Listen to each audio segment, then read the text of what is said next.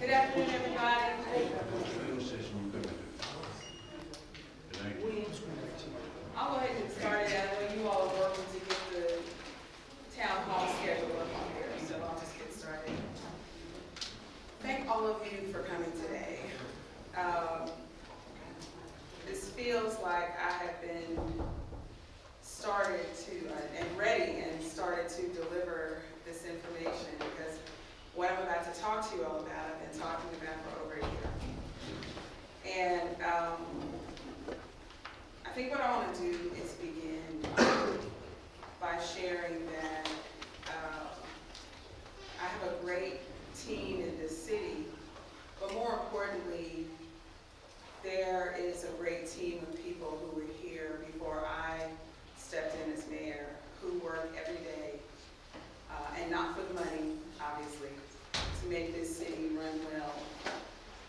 And I think that what is really, really important to what I have tried to do, and people who have come on board with me, is to give people who work for the City of Pine Bluff everything they need to be effective at their jobs, to make it easy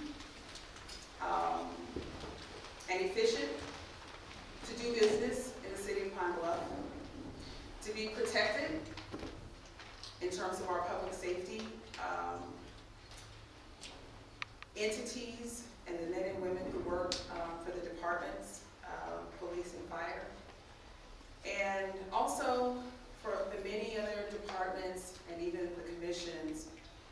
provide services to make life better in Pine Bluff. And so I want to start by talking about how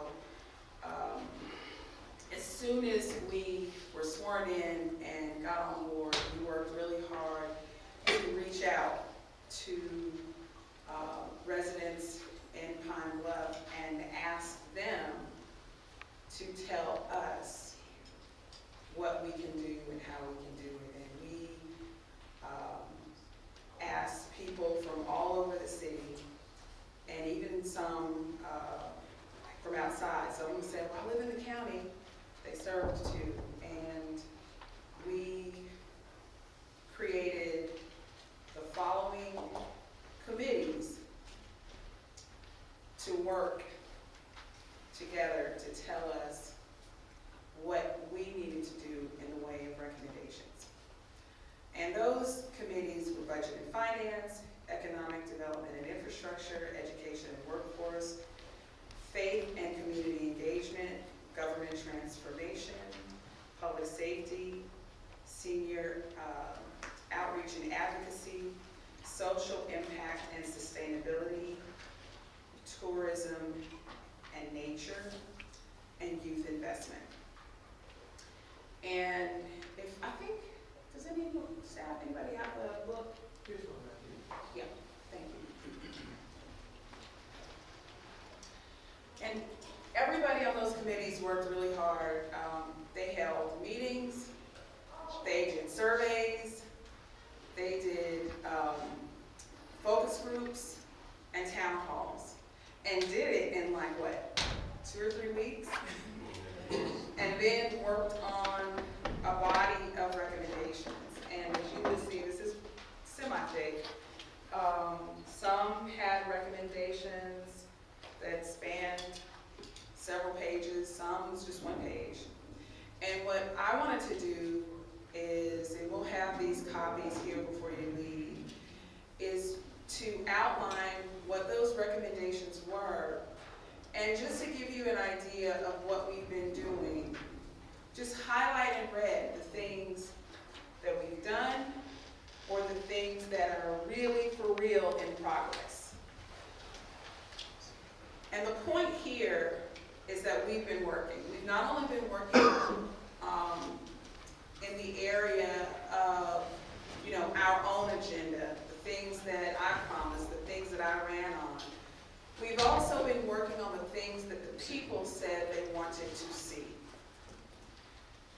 And the main point that I want to start with in highlighting that is we are a city of residents, men and women, personnel, public servants who are working to get the job done, who are working to do what we say we're going to do. And I think that's really important to start with,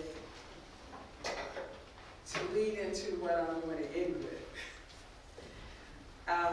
The second thing that we wanted to highlight in this press conference, and one of the things that the Budget and Finance Committee talked about or discovered in their work, is that a lot of people don't know where our revenue comes from. A lot of people don't know what our departments do, how many departments we have, what our expenses are, what our revenues are. And so, and more importantly, what our debt looks like, what our budget looks like. And so, as we continue to talk to the people, we will be sharing that information as a part of a conversation about what a sales and use tax would look like and what it would do. But I will just highlight a few things, and before you all leave, we will have information that I share with you. And this is information I shared when I did my State of the City address. And I think this was the first time, I heard this was the first time it had ever been done. I don't know. But, I didn't feel like I could talk about the state of the city and not talk about what our revenues are and where it comes from and what we're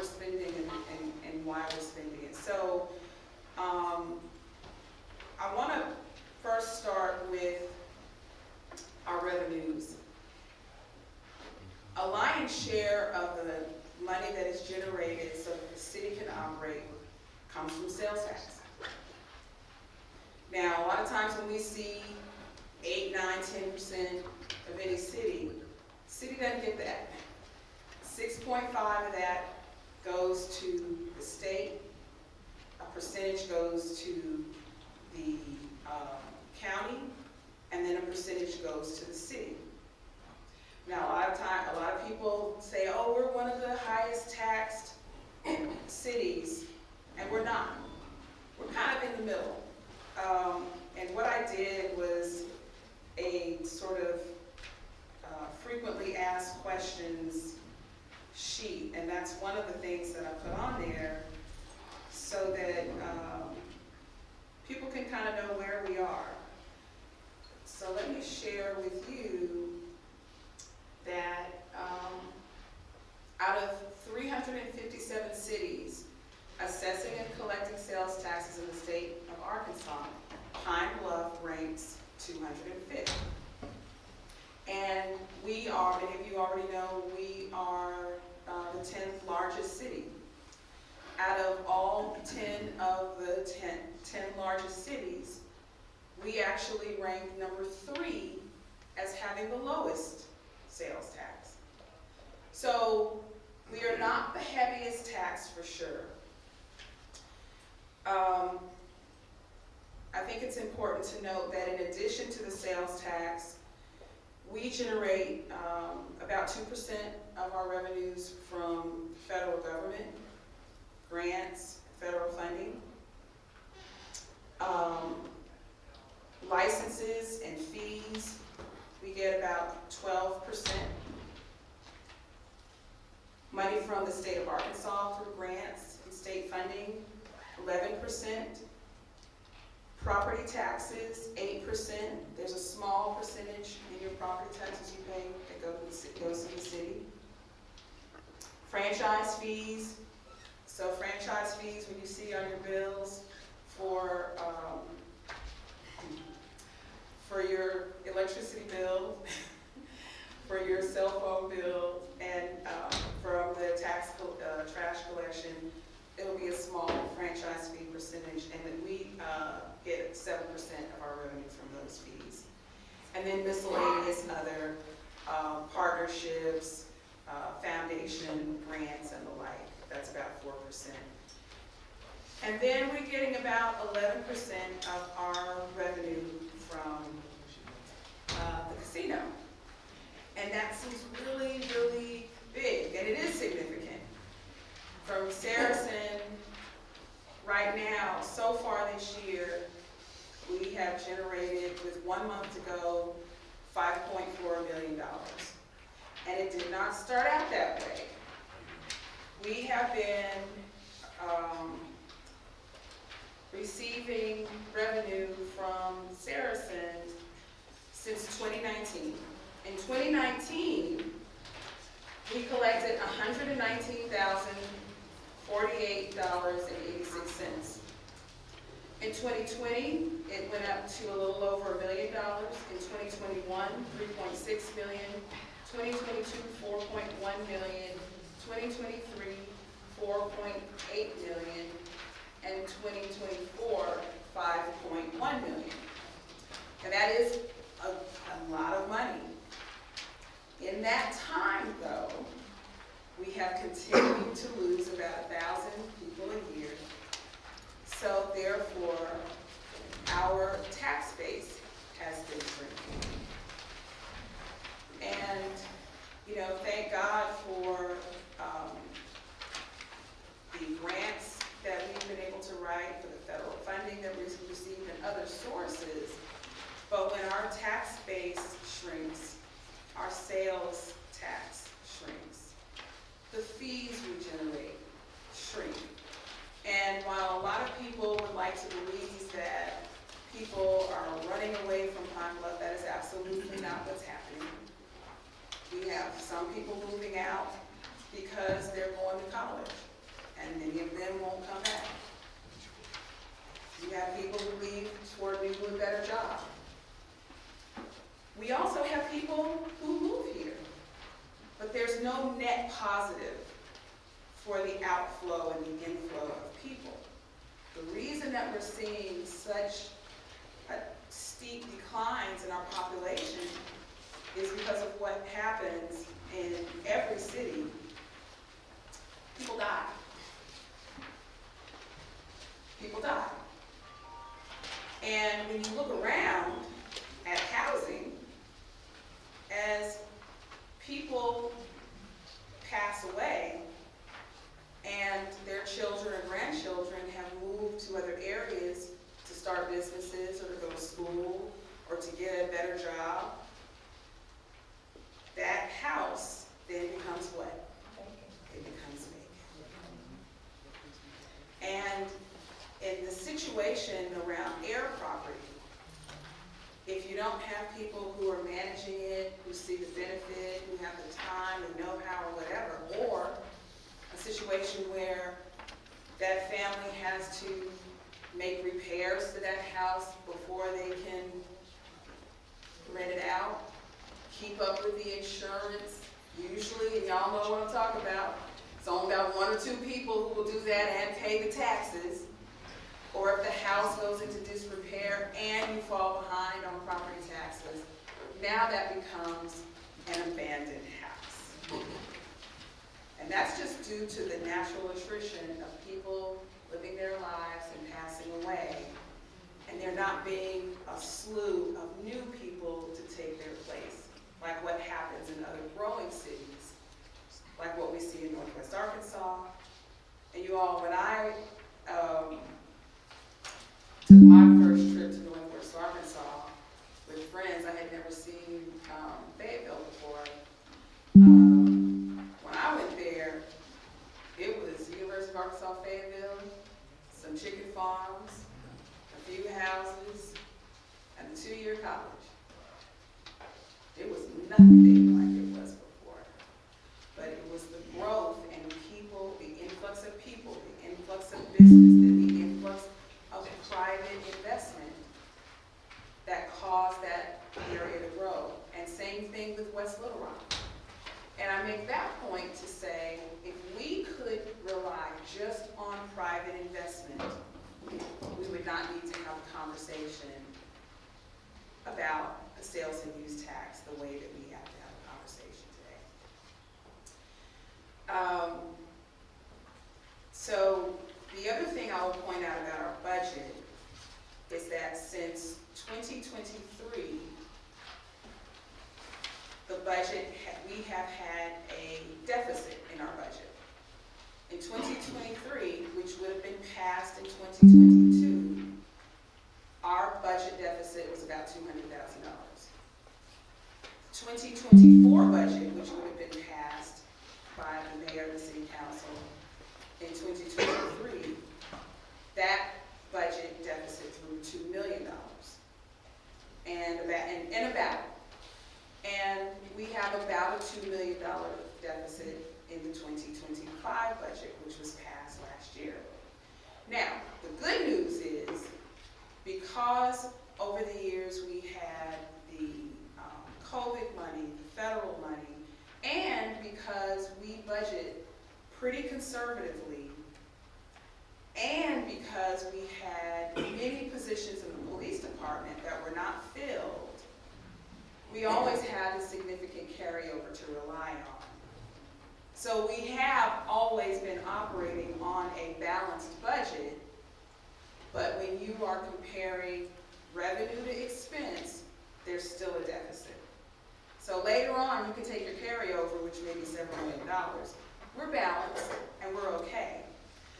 The point here is we're okay, but we don't have extra to do extra with.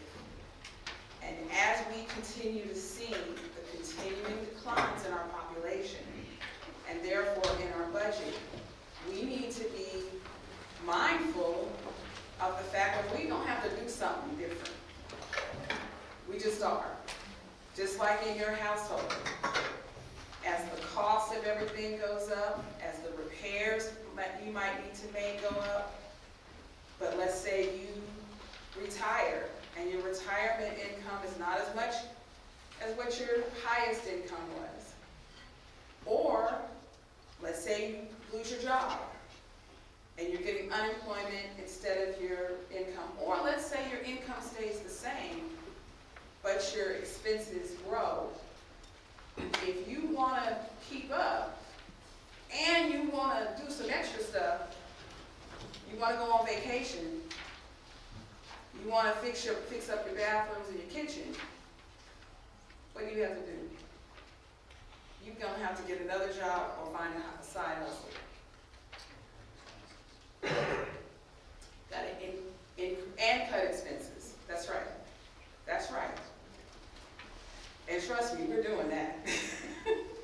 We're doing that because we don't want to go into another budget cycle with a $2 million deficit and rely on carryover. We can't rely on carryover the way we have in the past, because one of the things that everybody was clear about in the recommendations, in the conversations, and that I was clear about coming into this office is we were going to do something to improve public safety.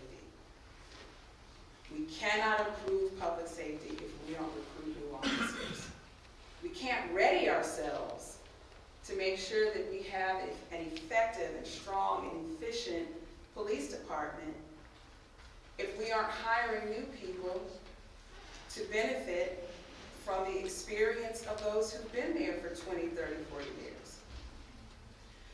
So it's good news that we have gone from 75 full-time personnel, full-time uniform officers with the Pine Bluff Police Department for many years, and now we will end this year at 100. That's significant. But just like everything, it costs money. And so we will still have about 9 positions that remain unfilled to maintain the cushion while we wait to, number one, accommodate these officers with equipment, with vehicles. So it's not just the salary of an officer.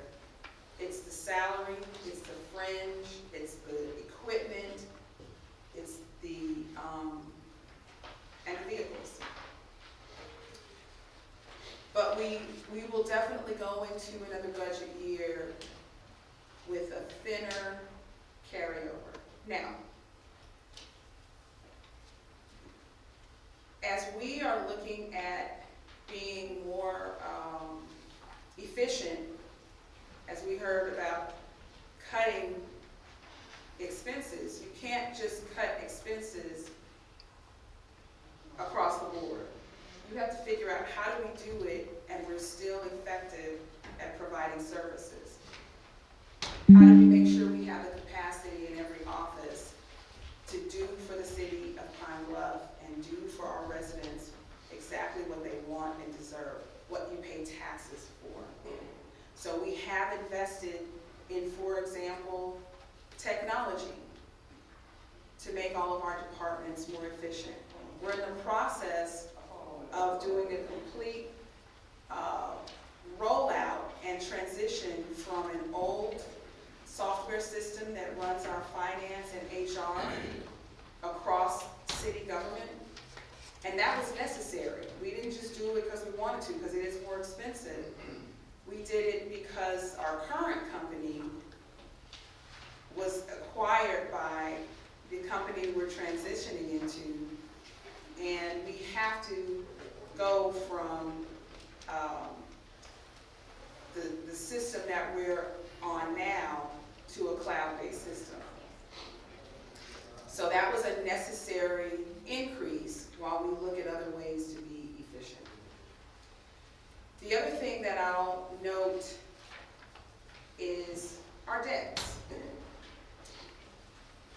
At the beginning of 2024, we held and were paying on several bond issues. The City of Pine Bluff has an A1 credit rating, and we have extremely low interest rates on the bonds that we are paying. We have bond issues that began in 2016, 2 in 2017, 1 in 2019, 1 in 2021. That total bond debt stands at $16,467,000. 16 million, I'm sorry, I wish it was 16,000. $16,467,000, $581. And then in 2024, the city entered into 8 new loans that were, or leases that were approved through what's called Amendment 78. So in order for us, we can't just go out and get credit and get a credit card like you can.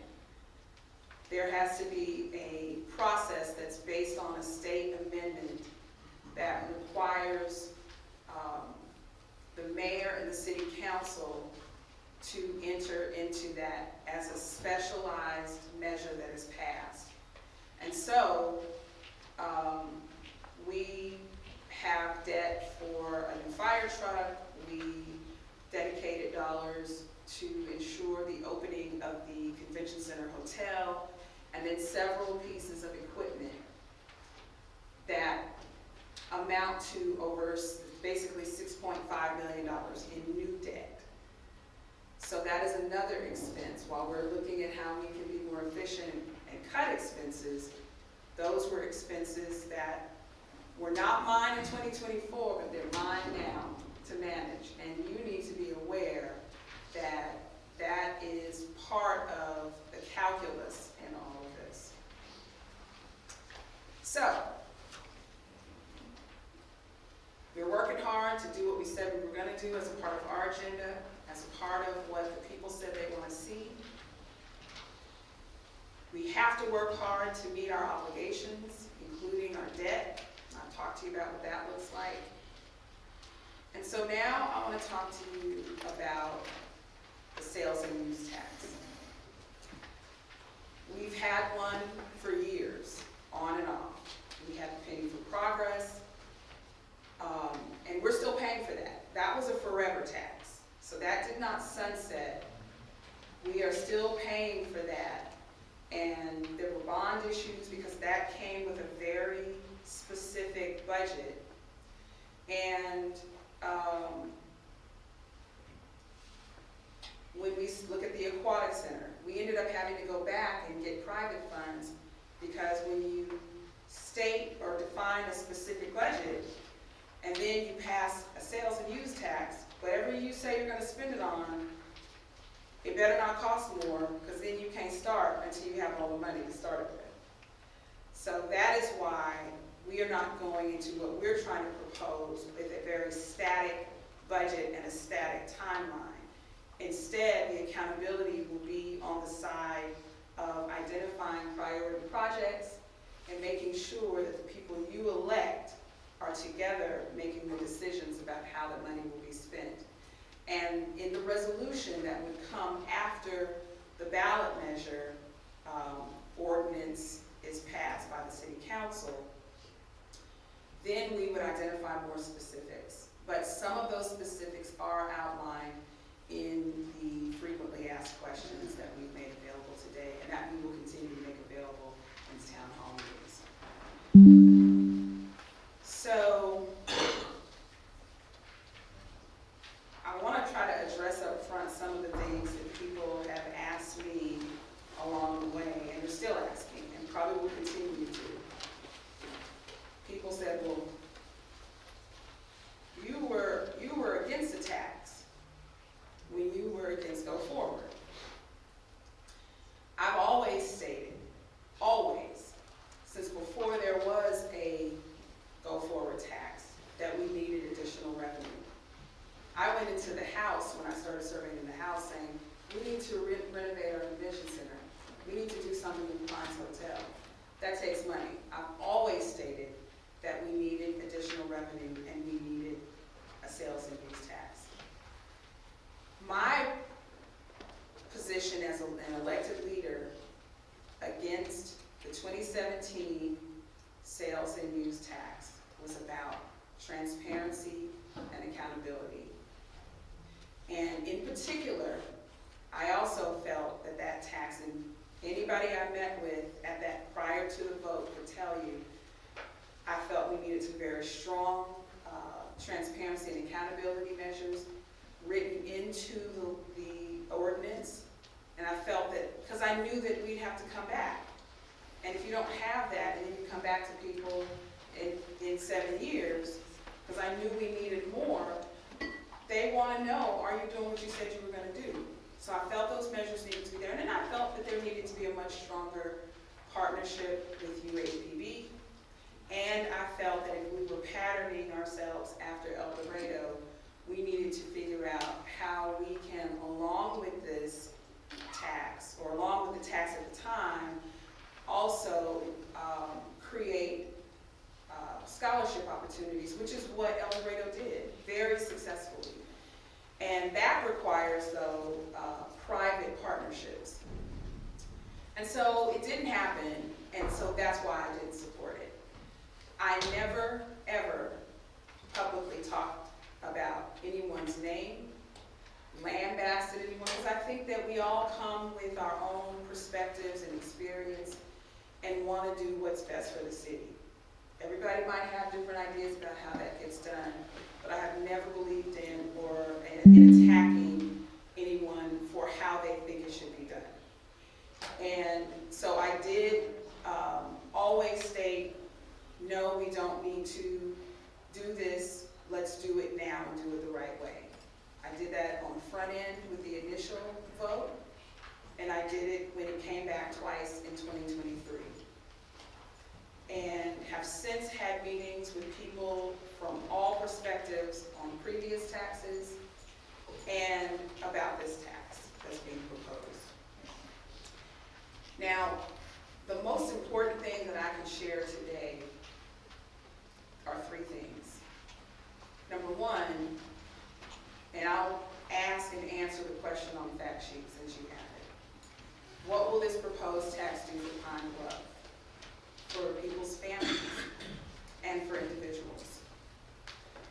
My answer goes back to three priorities that I campaigned with, that I came into office speaking on, and that everything we've tried to do from the mayor's office, we have focused on.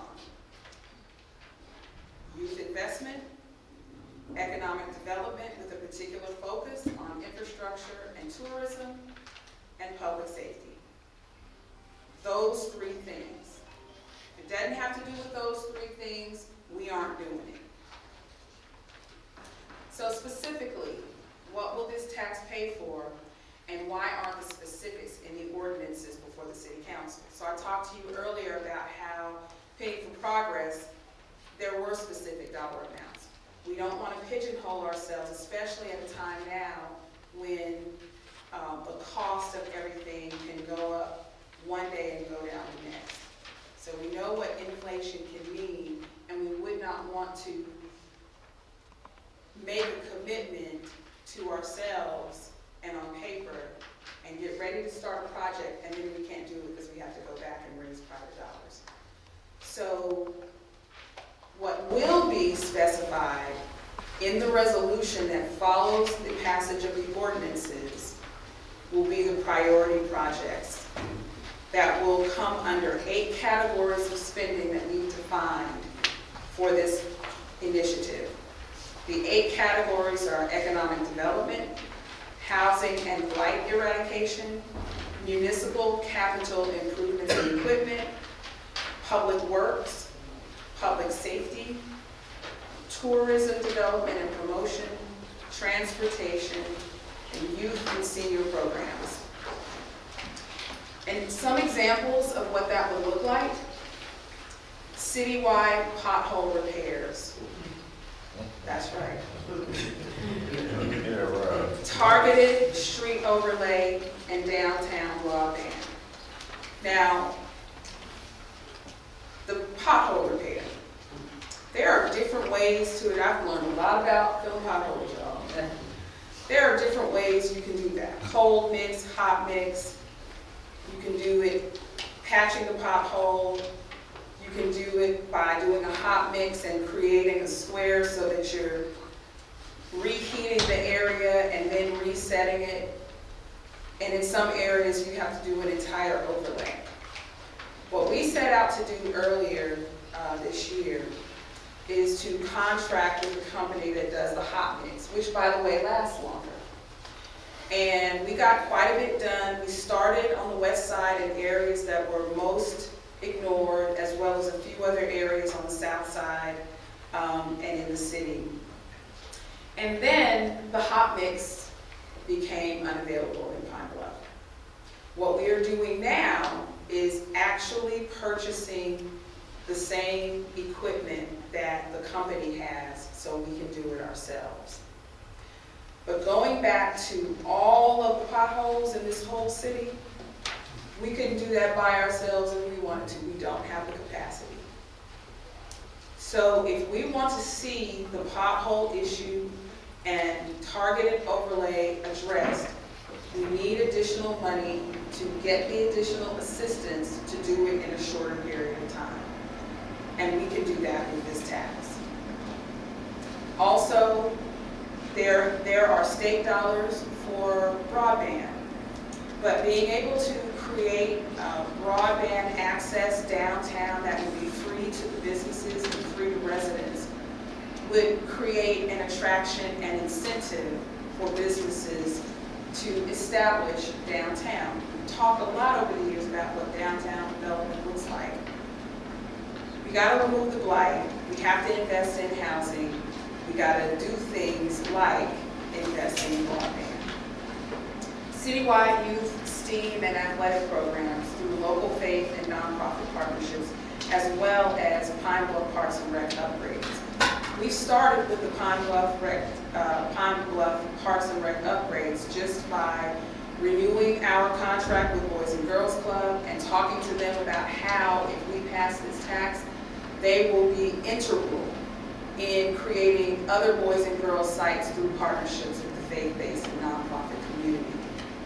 We also established an agreement with, this agreement's not funded, but we brought an organization, a long-standing organization, Yeah 8. And they do programs with young people for STEAM, mostly STEAM. When I say STEAM, the A is for arts in addition to the traditional STEM. I was just there on Saturday, and they had a robotics, I call it a competition, but they call it game day. And there were kids from all over the state in Pine Bluff at Chester Hines engaging in a robotics competition. And that's just from us partnering with Yeah 8 and not expending any funding. So imagine being able to partner with the organizations that are already touching our kids to make sure they have what they need to afford more than 10 kids, more than 20 kids, to be able to take advantage of these sorts of opportunities and to do it in partnership with churches all over the city so that kids don't have to travel every day, that something is in their backyard. That is what we want to do for our young people. That's what's available in other cities. Our,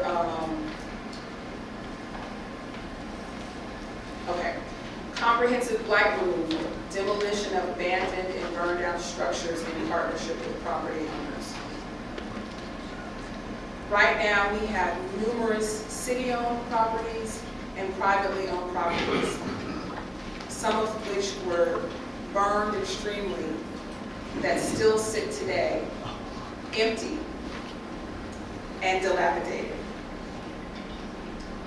The bottom line with this is, number one, we need dollars to do more for everything quicker, and we need to do it in a way that doesn't harm property owners, that doesn't focus on taking people's property or finding people. How do we do that?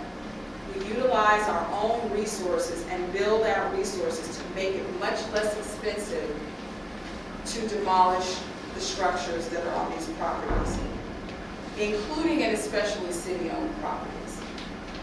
We cannot ourselves purchase properties in the name of development and sit on our properties and then fine people for not taking care of their properties. We have to do something now. Economic and Community Development Department, housing expansion, small business and entrepreneurial partnership with UAPB, and retail recruitment campaign. Right now we have a company that we have secured. I think that contract will be another 2 years. It's not enough. We are regenerating a program, an effort that we started with UAPB, and we need more money in it. We have already made a commitment and will be moving our Economic and Community Development Department to the UAPB incubator to solidify our partnership so that we can engage with young people, engage through internships, fellowships, and opportunities for people to get the technical assistance they need to start businesses. Housing expansion needs to happen. We cannot do it unless we get rid of blight. Programs are easy, blight is hard. Restoration of senior centers to ensure access to every ward. We were offered an opportunity to partner with Area Agency on Aging to reopen 2 facilities that we closed and to add 1 more, and they would manage it. That's the bottom line. We can take resources and reignite those facilities to make these kinds of supports and resources available to our seniors. Pine Bluff port repair and expansion to attract jobs. A lot of people don't even know we have a port. I've met with the chairman, serve on the Port Authority. We have, at minimum, $5 million that is necessary to repair our port so that we can make it available for businesses and industry to utilize. And we could do further expansion to make our port more attractive in partnership with other port authorities, and we're already working on that. Full-scale renovation of the Pine Bluff Convention Center. Self-explanatory.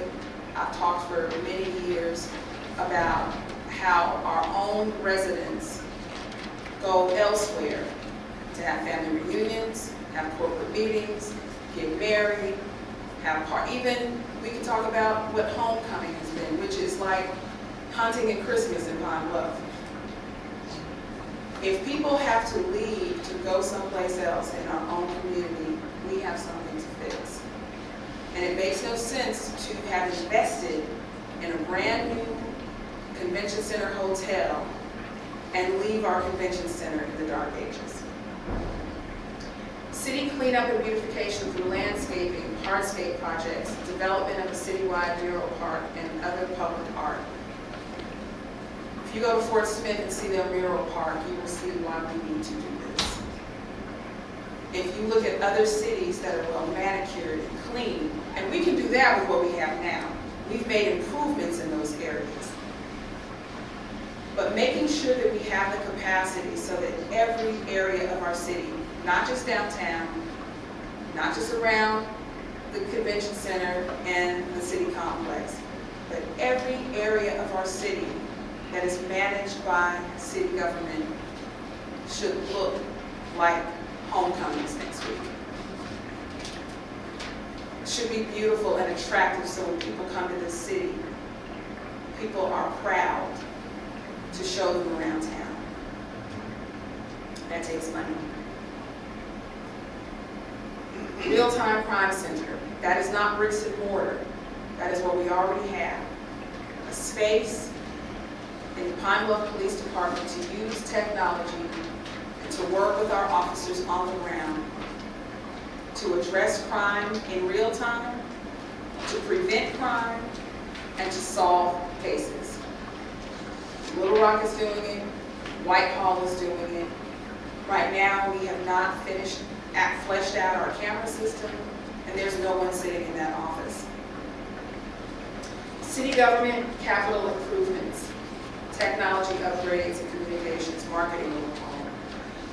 Um, One of the things I was shocked to hear when I came is we had $2 million in deferred maintenance expenses that we need dollars for. This is not an old building, it's a historic place. It is literally on the registry of historic places, designed by an architect who is nationally renowned, with only I believe four other structures built by this architect in the country. We need to treat it as such. We need to make sure that the things that need to be repaired are repaired, that the People's House in the City of Pine Bluff is a symbol of what it means to do business here, and a symbol of our history, and a symbol of how we take care of our city. We've heard from people, and y'all have heard from me, about how we need to upgrade our communications and tell our own story. We don't have one person whose sole job it is in this city to manage marketing, to manage social media pages, to work with all of our departments and make sure that our messaging goes out accurately, correctly, and timely. It's a whole job. It's at least one whole job, if not more.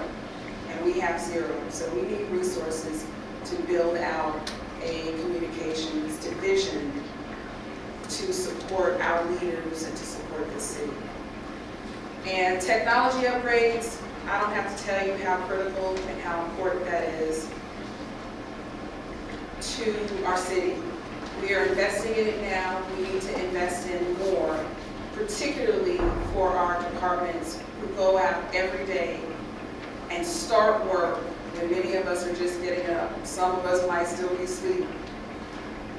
To protect and build out and repair our streets, to inspect properties, to determine whether or not permits can be given to people who want to come here and do business. All of those things are important, and if we are not technologically efficient, we are not optimally serving the public the way we can and the way we should. So, those are highlights, the most important highlights, I think, that explain how we would spend the additional tax dollars, what that would mean for our city. And I think the other thing that I would like to share is this sales and use tax, which would be a 1 cent, 10-year sales tax, that all of it would sunset after 10 years, would be managed not by any third party, would be managed by the people you elect, by your city council and by your mayor, so that if you're not happy, you can do something about it. But in the process, we will operate in the most transparent way that the law requires, and then some, including every 2 years, a mandatory, which is written in the ordinances right now, including a forensic audit that will be conducted every 2 years for the previous 2 years that just took place. So we wanted to learn from the things that we believe we could do now to prevent misunderstanding, conflict, fraud. All of those things are important, I think you think, in regaining the trust of the people while still getting the people's business done. And I know this has been a really long presentation, and I apologize for that, but I think it's important to lay all the facts out so that people are not relying on folks who have not talked to me, who haven't seen this information, and who just don't know. So now you know, and people will know as we lay out our town hall series, and over the next Tonight, what you will see on the agenda is the ordinances will go through committee. And that's really an opportunity for council members to start talking about it. But no matter what happens in committee, the next council meeting, it gets on the agenda. And then it's read 3 times over the course of the next 3 meetings. And then at the 3rd reading, a decision is made. So there is some time through mid-December where we will have for me to answer questions, share information, and really be mindful about how we can do this in the best way possible. And we will be rolling out in the coming week our steering committee, which I can tell you is extremely diverse in every way, in terms of, you know, gender, age, and race, but also where people stood for and against on previous taxes, because we haven't had just one. People are coming together around this because they know that we have very serious, critical needs, and we know what we have in our city's history, in our city's infrastructure, in our city's people, so that our city can become the fastest growing city in Arkansas. So with that, I will be happy to take questions. Did you just say you think Pine Bluff can become the fastest growing city in the state of Arkansas? You just heard me say that. Mayor, you just said trust issues based on what's happened with past taxes. You mentioned some town hall meetings, things like that. What would your message be to, because I feel like citizens want to see improvement, but they also have those trust issues. How do you get them kind of meet in the middle with this? Let me give you an analogy. And I think all the grown people in this meeting can identify with this. In a relationship, sometimes somebody can do something to defy trust and make you want to throw your sibling out or get a divorce or have a fight, whatever. And at some point, and I'll use the relationship and the marriage piece. You could be married to somebody who defies your trust, and y'all get a divorce. And when you marry somebody new, you want to protect your heart, you want to protect your assets, but at some point you have to look at what the person does, not just what they say, and make a decision. Do I want to be happy? Do I want to grow with this person? And in any relationship, when someone shows you who they are, I think it's fair to trust it. And I would say this year, I came in and said what I would do, and we've been doing it. We're still doing it. I think that specific to, the trust issues with money, we have gotten in there and not only recognized areas where there was fraud, waste, and abuse, we told y'all about it. We were not steeping ourselves in this position where I'm afraid people are going to think this way or that way. It is what it is, and in order to fix it, you have to face it. And that's what we've done. So I think you can take a look at how we have operated and trust that if we say we're going to do A, B, and C, and you don't even have to just do trust. I mean, sometimes going back to the relationship, you can say, okay, do we want to get what do you call it? The agreement. What is it? Prenup. Prenup, yes. So the prenup that I would say this mayor is offering the people is, number one, the prenup is at election time, but also the prenup is the forensic audit every 2 years. It's not a forensic audit at the end of 10 years. Every 2 years, we get to examine our books and see, are we doing this right? So I would say that, and I'll talk to the people about that. I'll remind people, because a lot of people don't know. you know, we're a city of almost 38,000, and just because I've been on social media and done interviews, doesn't mean that everybody knows. Would the forensic audit cover what you have with previous tax? Because I think that's what's on the big question, and that's where a lot of the public trust comes because of that. So the forensic audit allows for transparency for the previous tax. Absolutely it will. That was a promise I made before I got sworn in, and it is a promise that we kept.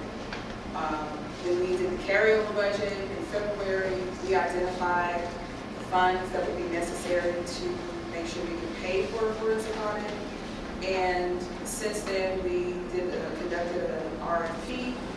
We put it out there again because we got 3 respondents to make sure that we were attracting the firms that were interested. Then, you know, we reviewed them, and tonight on the agenda is a resolution to give the mayor the authority to go into a contract with the winning proposer. That forensic audit covers the last 2 years, 23 and 24, for all city departments under the mayor, and a couple of city-funded departments that want to be engaged as well. They want to be audited. And all 7 years of the 2017 sales tax related expenses and revenues. So it will cover that. And what we have also sought to do in light of the activities and discoveries around what has happened with Parks and Rec is we will likely go back more years so that we can examine what was done, what was not done in that way. So there may be some expansion, and Mr. Holman can explain. Well, segueing off of the question, do we have a time frame of how long a forensic audit of that would take? What would that look like? So that was part of what was required in the RFP to outline that, and I don't have it with me, but we had, there was no firm that went over 9 months. One was 6, and I think one was 4. However, I'm telling you now, I believe that some of this may be expanded due to the discoveries in the monies missing in Parks and Rec. However, I don't think it'll be longer, and this is just my estimation based on how they identified they would do the work. The company that was selected has a history, a long history in working with municipalities and doing these audits for municipalities. They are really based in a lot of cities, but the address that was on the proposal that we received was Columbia, Maryland. Yes, ma'am, Ms. Brown.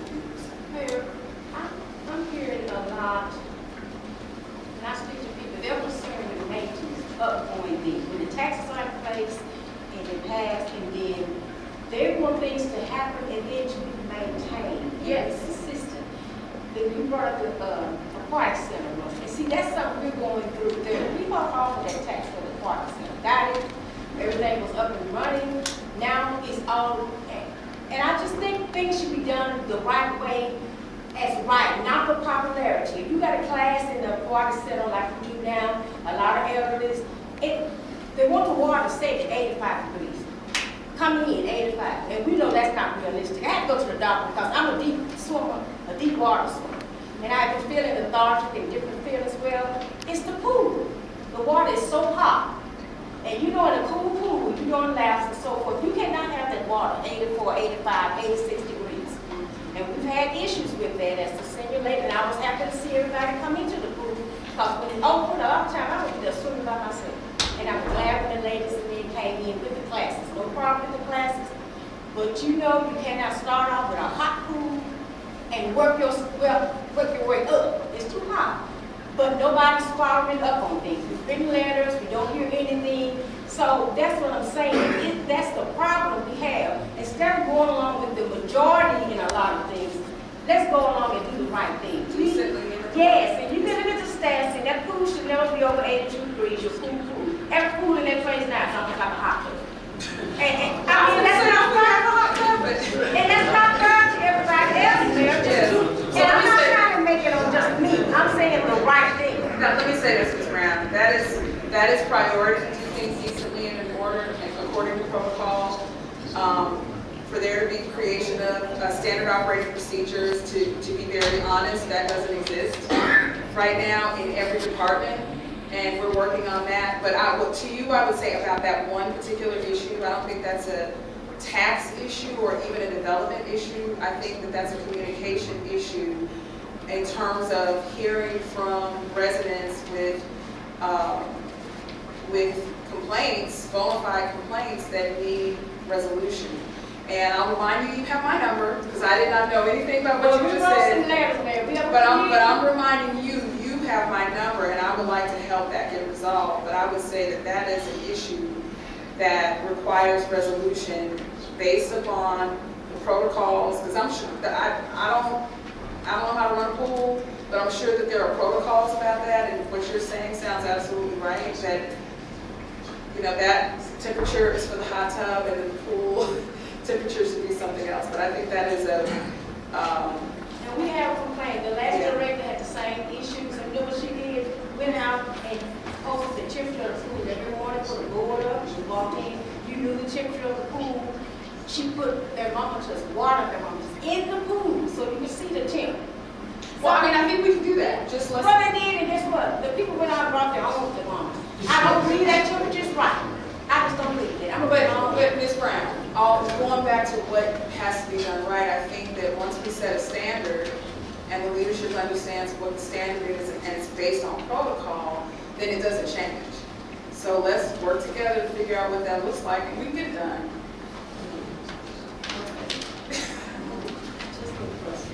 I know, but we can resolve it. Yes, sir. Hey, Mayor, I'm just looking at question number 10, where saying 9 to 14 million annually being raised. You previously said we were losing about 2.5 to 3% population, negative population growth each year. These estimates quickly go to having a 3 to 5% annual increase in population starting this year. To get those numbers. Wait, no. Wait, what are we talking about? So the estimates assume growth rates range from No, economic growth. Yeah, so Stevens Inc., who holds our debt, helped us with these figures.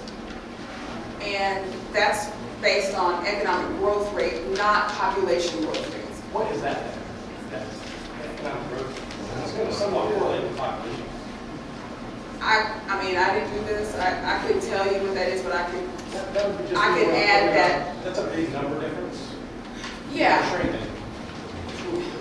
So I think that when you're talking, it is a big number difference, but the way that it was explained to me, you know, you have some years,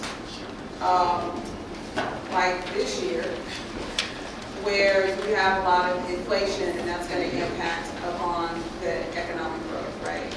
And economic outcomes. Then you have other years where you can look back and see where we, you know, had zero interest and a lot of new business starts. And so I'm not a finance person. I suspect that those percentages are based on what the experts would calculate in their formula. Now, I could ask them what our growth rate has been the last 10 years, so that can be available, because I think it's a good question. But the range, I think, is based exactly upon that, and they were giving me a range because obviously they can't dictate or project what it would be or not be. Yes, sir. You mentioned the $2 million debts. Is that just from population decrease, or are there other factors in that as well? I mean, I would assume that because I can only base on what I'm dealing with right now, I would assume that there are other factors, like, for example, you know, 20 through 23, I would presume that factors were squarely rested on COVID and the impacts of COVID. For us, you know, we are looking at a major increase in health insurance. We're going to our insurance for city employees from one company to another because our current company came back with a 21% increase. Yeah, but we are settling with another reputable company who was offering from where we are a 9% increase. So, you know, there are a lot of different, I think, factors that factor into these calculations and the decision making, because there are a lot of things that you can do to define what your health insurance program looks like, your co-pays, you know what I mean? But that's an example of how it could be one thing to the other. So there's not one thing, but certainly population decline is a factor. Mr. Muhammad? I have one question. Of course, I noticed that you have several town hall meetings across all 4 wards. I think that's important to do that. However, I remember last time that this was done, in the middle of that process, there were community activists that made recommendations that were totally ignored. And I specifically remember at a town hall meeting, one meeting saying there would absolutely be no changes, take it or leave it, and kind of pushing everybody else, the whole community, into a corner. During this process, if you see that there are some adjustments that can and need to be made in community activities, will you consider that? I think, so yes, and I think that you can take my yes and look at my actions and my behavior so far as mayor. I did not come in and say, this is my agenda and I'm going to do this and wait to hear from you. We didn't set out to do a 5-year visioning and strategic plan to impress anybody. We started out saying, okay, these are our priorities. Talk to us and tell us what you want to see, what you need in your ward, in your neighborhood. And that's how we will comport ourselves. And there were a few recommendations we can't do. And we will report that out and report why. But we believe in accountability, we believe in transparency, and you know, this process will be no different. Mayor, we're almost 8 months away from you firing the police and fire chief or removing them from office. Is there any word on when those positions might be filled? Or where are we? We have been engaged in the last several months in a search. I have an incredibly dedicated and experienced search committee, and we completed the interviews and the scoring process for police that we're engaged in now for fire. I expect to be able to make an announcement in December for both. Yes, ma'am, and then Mr. Jackson, and then the gentleman next to you. With the city government capital improvements, are there plans to implement like processes that makes it a little easier to do business with the city, like just streamline processes where departments communicate with each other, where there's a way to go online and do business with the city? Can I stop you? Yes, yes, yes, and yes. And that is being done and will be done more as we continue to evolve with our IT upgrades. But that's happening now, absolutely. And thank you for that question. Mr. Johnson? First thing for real, you bring back since the community is a little, I guess the credibility has been hampered. I understand forensic audits are quite costly, but is there maybe like when you first start, this tax does, or maybe, I guess you would say, that's in the resolution, maybe the first year or the first 3 years of audit every year, maybe those 2 years, because a lot can happen in 2 years. Yeah. So I believe that, number one, with us engaging right now in a 7+ year look back, like right now, we are an audit to look back 7 years with regard to the last sales and use tax, 2 years for every department, and possibly more years than that for one of the departments. Now, let me be clear about this. A forensic audit is, as it is different from a traditional audit, so it is not sample-based, and I'm not saying that for you, but everyone doesn't know that. You've got the sample-based audit, which we get done every year by the state, okay? So that will happen every year, but our purpose for this is not a gotcha purpose. I'm not a law enforcement officer, and I'm not focused on that. If something comes from the forensic audits now and in the future, and something has to be referred to the prosecutor, that will come from recommendations made by the accounting firm. But our purpose for doing the forensic audits is not that. Our purpose is, it's the other recommendations. Because what I believe we're going to see is recommendations that say, your process in this is not the best. There are no fiscal controls over here. Over here, you need to do that. You need to set that up. You said you want to be optimally transparent. We suggest you do this over here. Those are the kinds of things that we are going to look to. And to answer your question, we have to have a chance to implement the recommendations and let them start working.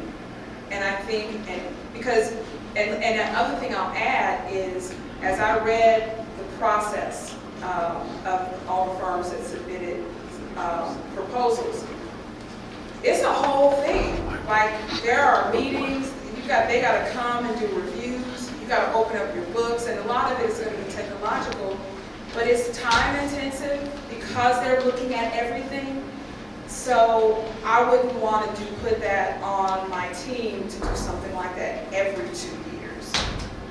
I think that we're doing it now, and then if we get this passed and the people say yes, we wouldn't start collecting money until July, just for this process. Just for this process. So then, if we look at it from a fiscal year, or either take that first half year and incorporate that into, you get what I'm saying, the bottom line is, we have to collect the money first, and then and we have to let it accrue. So I don't see us spending any large sums of money until 2027. Well, you know, So- if I'm hearing this right, Yeah. you know how you talking about the divorce? Mhm. So while we worry about 7 years, looking at that maybe 2-3 years and then correct that, because whatever happened 7 years ago is going to be the same problems 2 years. Not necessarily. I think the fact that we have new leadership and we're already putting things in place, number one. And number two, the fact that I've sort of laid out needs, like let's look at this. We know what the people expect and want in terms of progress. Just with, let's say, the youth programs. We don't start collecting money until mid next year. We won't see the creation and the process start to work so that the programs actually start the following year. That's why I've been I've kind of gotten ahead of myself a little bit talking about this without all these details, because I know how long it takes for it to actually go into effect. So I guess what I'm saying is, let's put so going back to the analogy, we just got married, we want to buy a house in 27, and we want to move in 27. We don't start saving and getting credit checks and planning and looking for the house in 27. We do that now. So that's what this is. Yes, sir. partner with the Pine Bluff Convention Center. Are you guys gonna look at the bid process for that? Absolutely. We have to, yes. Yes, sir.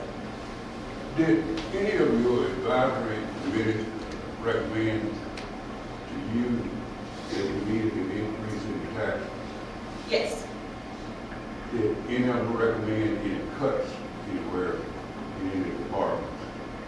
No. Okay, thank you. Yes. With everything so expensive, groceries or can groceries be excluded from the tax?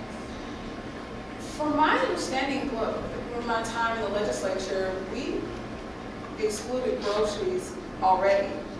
And there are some exclusions, but pretty much Arkansans don't pay sales taxes on groceries.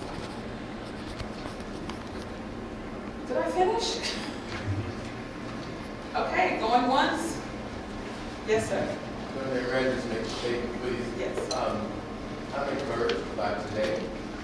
Saturday, I had the pleasure of participating in the first Veterans Parade. And I noticed it very, very well as we were driving down the streets. We started just beyond Simmons Bank. All the progress that is happening downtown. And we ended at the convention center where the new hotel is going up. And that told me about the future. And then I went into the reception for the veterans. It was first a very diverse crowd, one of the Yes. diverse crowds I've seen in Pine Bluff lately. And the program was excellent. It honored local heroes Yes. who had gotten the nation's highest award. So it told me about the potential of Pine Bluff.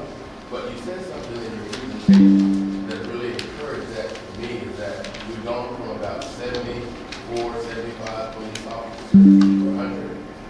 And you mentioned the cost affiliated with that. And I'm not sure if we all realize that it's not just bodies, but there's back support as well. But the crime rate in Pine Bluff has gone down. At our institution, one of the top questions that coaches are asked when they're recruiting athletes is, will my child be safe in Pine Bluff? We are continuing to feed that information to them so that parents who are not from Pine Bluff will know that their child will be safe, but also the recruiters will encourage that child or some others to potentially get Pine Bluff and stay in place once they're with us. Thank you so much. And I'll just, I know that was a statement. I just will add to that, that we have been very deliberate in having several and real and forward-thinking conversations with University of Arkansas Pine Bluff and CR for sure. You know, it is CR that owns, has, and runs a workforce center. If we don't figure out how to strengthen CR in a way to tap into that so that you are working hand in hand with industry and the city, we just won't be successful at growing and strengthening our workforce in a way that can optimally recruit business and industry and entrepreneurship. And that's our aim.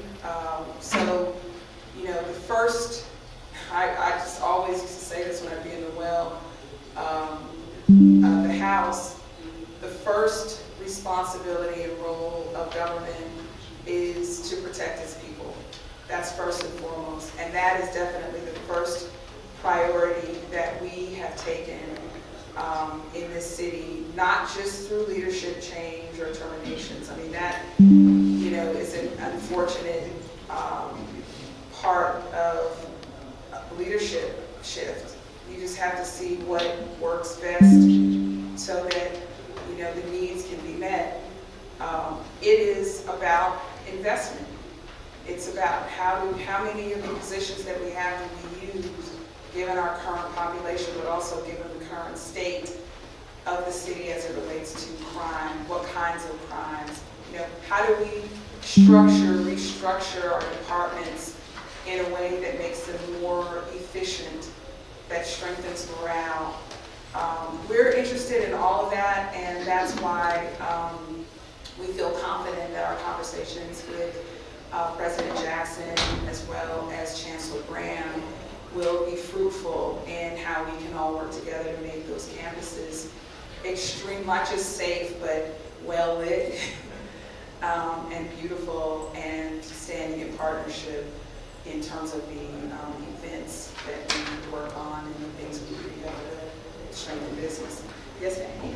Yes, I just wanted to say that it came across my mind when we were talking that if we gave you a vote of confidence, we also have to put our money where our vote is at.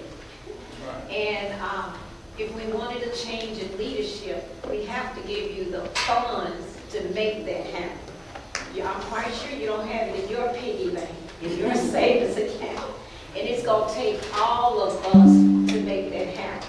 I listen to you, and I've been strategizing what you're saying, and I do appreciate the information that you disseminated, and I appreciate it. And what I would like for you to do, this is give us some accolades to Mr. Braswell over here. When you do your townhouses, let him do it for you. Town hall, talking about, he's already there. No, he is one of our main sources Of information. of Yes. information. We're Yes, ma'am. limited, we don't have our Pine Bluff commercial and other things, Please consider him. We do a lot of looking at him. But he's there 24/7, because I told him, I said, you need to get some rest. Let me say this, Ms. Wright. We are on it, and everybody, we've got the radio, then we've got social media, and then we have our daily newspaper, which, by the way, is not only, even though, newspapers play a different role with the newer generations and how they get their news, people in this community read the paper. And but also the benefit, the way that our daily newspaper is structured now, people in the state read the newspaper about Pine Bluff. And I can't tell you how many times I have been stopped by people who talk about how they read about Pine Bluff every day, how they are rooting for us, they're proud of us, they love seeing more, because they get real live stories about what is happening, good, bad, and ugly. And that helps, because I think for a long time they only heard the bad and ugly. But there's a lot of good in our people, in our history, in our infrastructure, and our possibilities. So with that, I just appreciate everyone who came out. And y'all are the real soldiers, because y'all stayed for this whole time. I don't know how long it's been. Thank you so much. Appreciate it.